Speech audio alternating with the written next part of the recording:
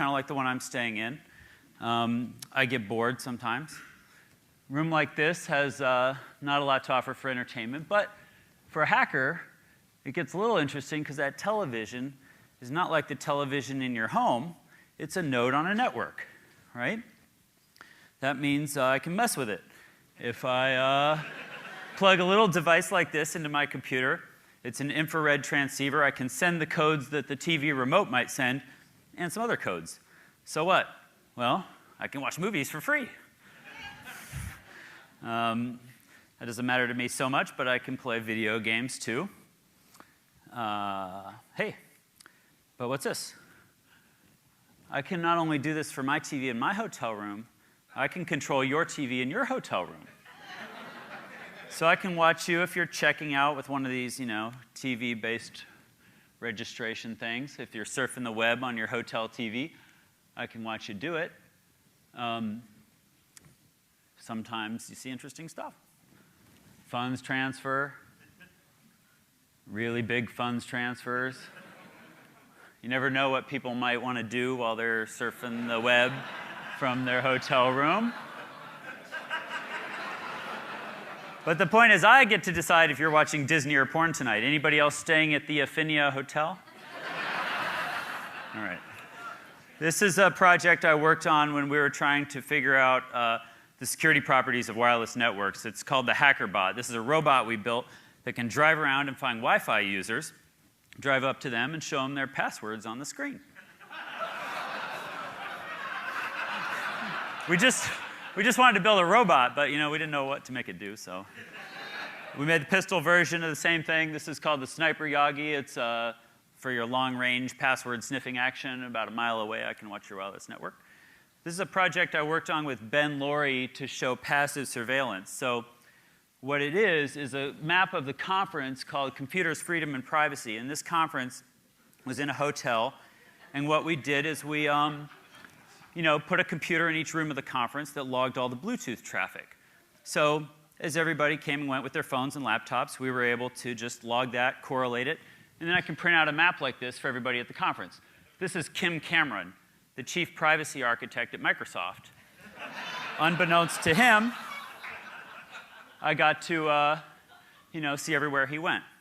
And I can correlate this and show who he hangs out with, that he got bored, hangs out in the lobby with somebody. Anybody here use cell phones?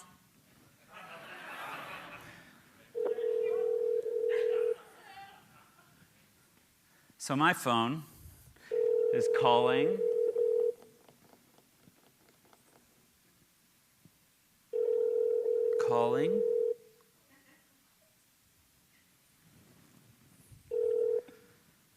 You have one unheard message. Uh-oh. First unheard message. Where do I press? Message skip. First skipped message. Uh-oh. Main menu. To listen to your... You've pressed an incorrect key. You have 2 skipped messages. 3 saved messages. Goodbye. Uh-oh. So we're in Brad's voicemail. And I was going to record him a new message, but I seem to have pressed an invalid key, so we're going to move on. And I'll explain how that works some other day, because we're short on time. Anybody here use MySpace? MySpace users? Oh. It used to be popular. It's kind of like Facebook.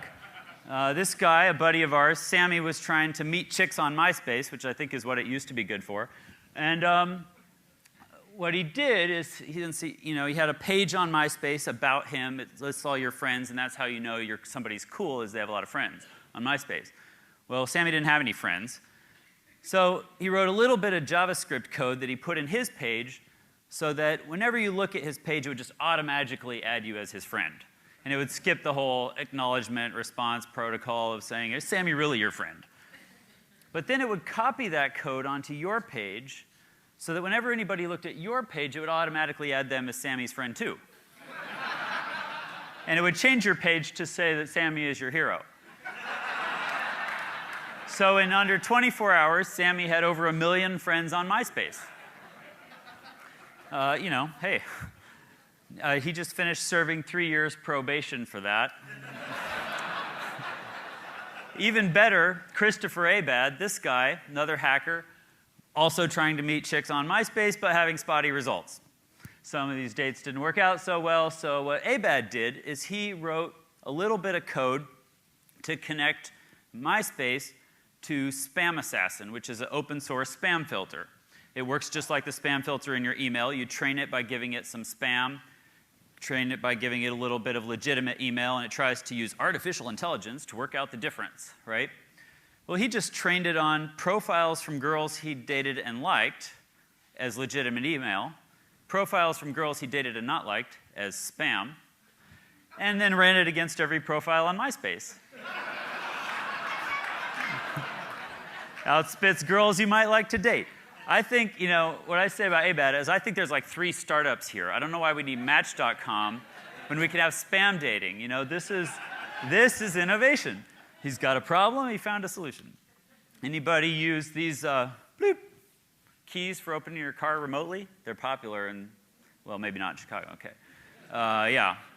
So kids these days will drive through a Walmart parking lot, clicking open, open, open, bloop. Eventually, you find another Jetta or whatever, just like yours, maybe a different color, that uses the same key code. Kids will just loot it, lock it up, and go. Your insurance company will roll over on you because there's no evidence of a break-in.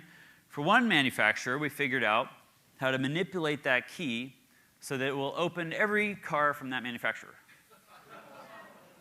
There is a point to be made about this, which I barely have time for, but it's that your car is now a PC. Your phone is also a PC. Your toaster, if it is not a PC, soon will be, right? And I'm not joking about that. And the point of that is that when that happens, you inherit all the security properties and problems of PCs. And we have a lot of them. So keep that in mind. We can talk more about that later. Anybody use a lock like this on your front door? Okay, good. I do too. This is a Schlage lock. It's on half of the front doors in America. I brought one to show you. So this is my Schlage lock. This is a key that fits the lock but isn't cut right, so it won't turn it. Anybody here ever try to pick locks with tools like this? All right, got a few nefarious lock pickers.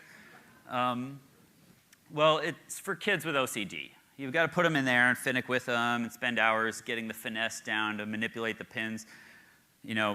For the ADD kids in the house, there's an easier way. I put my little magic key in here. I put a little pressure on there to turn it. Smack it a few times with this special mallet, and I just pick the lock. We're in. It's easy. And in fact, I don't really know much more about this than you do. It's really, really easy. I have a keychain I made of the same kind of key for every other lock in America. And if you're interested, I bought a key machine so that I could cut these keys, and I made some for all of you guys. So my gift to you, come afterwards, and I will show you how to pick a lock and give you one of these keys you can take home and try on your door. Anybody use these USB thumb drives? Yeah, print my Word document. Yeah, they're very popular. Mine works kind of like yours. You can print my Word document for me. But while you're doing that, invisibly and magically in the background, it's just making a handy backup of your My Documents folder and your browser history and cookies and your registry and password database and all the things that you might need someday if you have a problem. So we just like to make these things and litter them around at conferences. Anybody here use credit cards? Oh, good. Yeah, so they're popular and wildly secure. Well, there's new credit cards that you might have gotten in the mail with a letter explaining how it's your new secure credit card.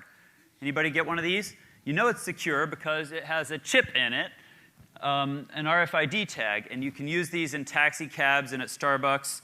I brought one to show you by just touching the reader. Anybody seen these before? Okay. Who's got one? Bring it on up here. There's a prize in it for you. I just want to show you some things we learned about them.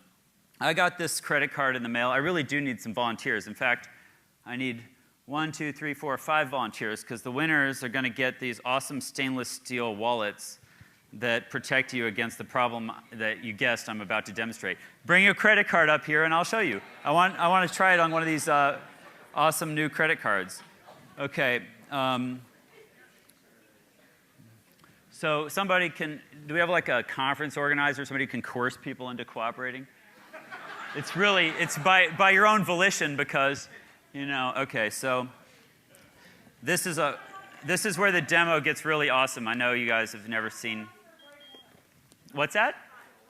They're really cool wallets made of stainless steel. Okay. Anybody else seen code on screen at TED before? Yeah, this is pretty awesome. Okay. Okay, great, I got volunteers. So who has one of these exciting credit cards? Okay, here we go. I'm about to show your credit card number only to 350 close friends. Hear the beep? That means someone's hacking your credit card. Okay, what did we get? Valued customer and the credit card number and expiration date. It turns out your secure new credit card is not totally secure. Anybody else want to try yours while we're here? Can you install overdraft protection? Beep. Let's see what we got. So we bitched about this, and Amex changed it so that it doesn't show the name anymore, which is progress. You can see mine, if it shows it. Yeah, it shows my name on it, or that's what my mom calls me anyway. Oh, yours doesn't have it. Okay. Anyway, so next time you get something in the mail that says it's secure, send it to me. Oh, wait, one of these is empty. Hold on. I think this is the one. Yep, here you go. You get the one that's disassembled. All right, cool.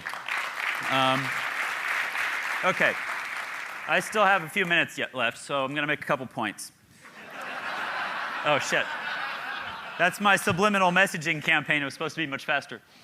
Okay, here's the most exciting slide ever shown at TED. This is the protocol diagram for SSL, which is the encryption system in your web browser that protects your credit card when you're sending it to Amazon and whatnot.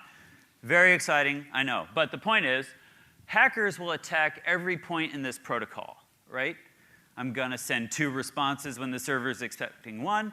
I'm going to send a 0 and it's expecting a 1. I'm going to send twice as much data as it's expecting. I'm going to take twice as long answering as it's expecting. I'm going to just try a bunch of stuff, see where it breaks, see what falls in my lap.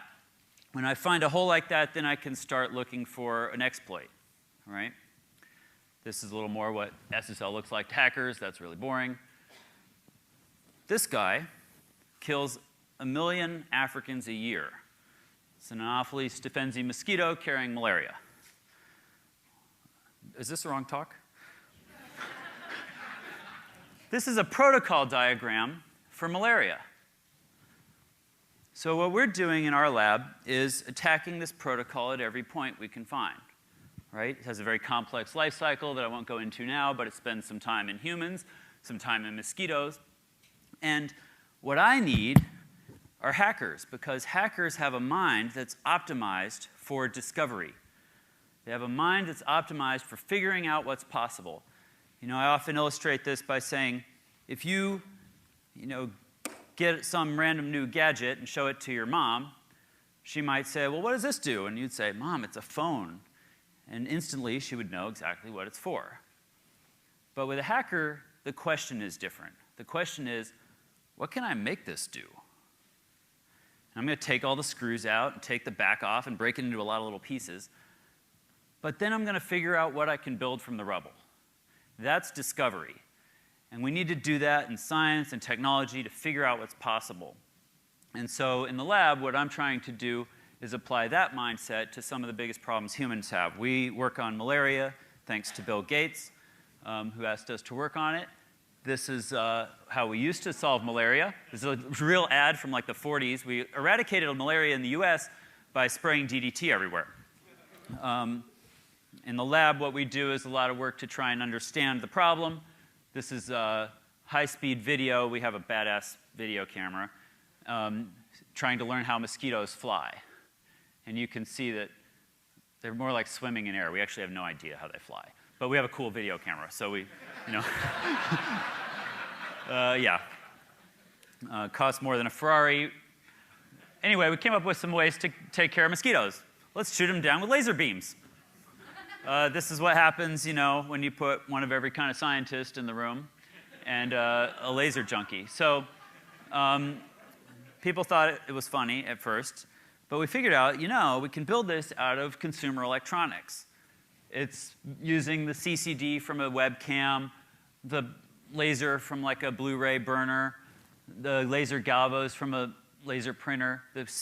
We do the motion detection on a GPU processor like you might find in a video game system. It's all stuff that follows Moore's law.